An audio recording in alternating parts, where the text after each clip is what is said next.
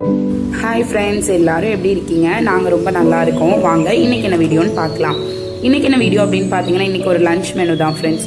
உருளைக்கிழங்கு பொரியல், பாலக் பருப்பு குழம்பு, அப்புறம் பார்த்தீங்கன்னா பாகற்காய் கூட்டு.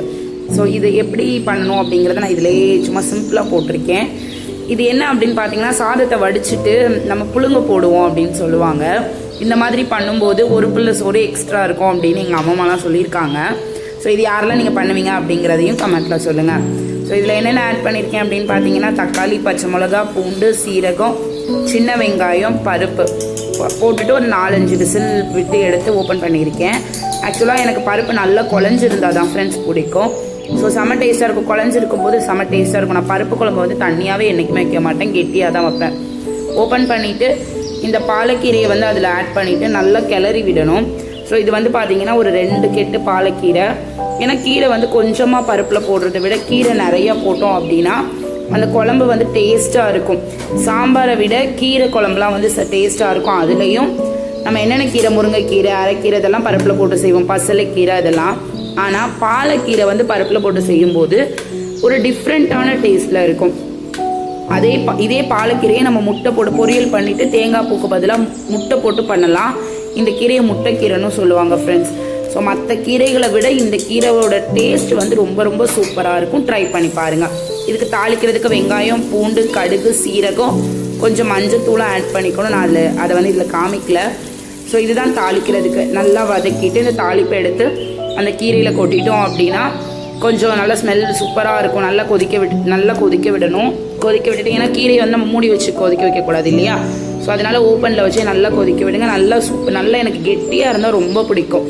அதனால தான் நான் நல்லா வற்ற வச்சுருவேன் கீரையை வந்துட்டு. மோஸ்ட்லி நான் பருப்பு குழம்பே வந்து தண்ணியாக வைக்க மாட்டேன், எனக்கு கெட்டியாக இருந்தால் தான் ஃப்ரெண்ட்ஸ் பிடிக்கும். ஸோ இதுவுமே சூப்பராக இருக்கும் இந்த கீரை. நீங்கள் ட்ரை பண்ணி பாருங்களேன், உங்களுக்கே தெரியும். அதுக்கப்புறம் பார்த்தீங்க அப்படின்னா பாகற்காய் வந்து எனக்கு சைடிஷ்க்கு பண்ணிகிட்டு இருக்கேன். ஆக்சுவலாக உருளைக்கிழங்கு வந்து அவங்களுக்கு, பாகற்காய் வந்து எனக்கு. ஏன்னா நம்ம ரைஸில் ஆல்ரெடி கார்போஹைட்ரேட் இருக்குது. ஸோ வந்து உருளைக்கிழங்கும் கார்போ தான், அதனால நம்ம அதை எடுக்கக்கூடாது. ரைஸ் கம்மியாக எடுக்கிற நேரம் நம்ம வந்து உருளைக்கிழங்கு எடுத்துக்கலாம். இப்போ நம்ம ரைஸும் பாகற்காய் தான் சாப்பிட போகிறோம். ஸோ வெறும் தேங்காய் எண்ணெய், அதில் கடுகு அதெல்லாம் எதுவுமே ஆட் பண்ணல ஃப்ரெண்ட்ஸ். தேங்காய் எண்ணெயில் இந்த பாகற்காயை போட்டு நல்லா வதக்கிட்டு அதில் கொஞ்சம் தண்ணி ஊற்றிடுவேன். ஏன்னா தண்ணி ஊற்றி வேக வைக்கும்போது அந்த கசப்பு தன்மை எடுத்துரும். ஓகேங்களா?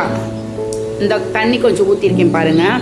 தண்ணி ஊற்றி நல்லா வேக வச்சுட்டு அதுக்கப்புறம் அந்த மிளகாத்தூள், மஞ்சத்தூள் உங்களுக்கு, அதுக்கப்புறம் பார்த்தீங்கன்னா இது எல்லாமே போட்டு பண்ணுறணும்.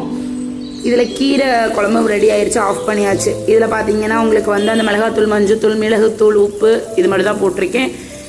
டிஷ்ஷஸ் செம்ம டேஸ்ட்டாக இருக்கும். அதுவும் இந்த குழம்புக்கு இந்த சைட் டிஷ்ஷஸ் சூப்பராக இருக்கும்.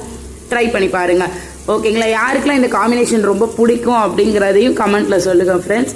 பருப்பு, அதுக்கப்புறம் உருளைக்கிழங்கு, பருப்பு, இந்த மாதிரி பாகற்காய் இதெல்லாம் சூப்பராக இருக்கும் ஃப்ரெண்ட்ஸ். ட்ரை பண்ணி பார்த்துட்டு கமெண்ட்டில் சொல்லுங்கள்.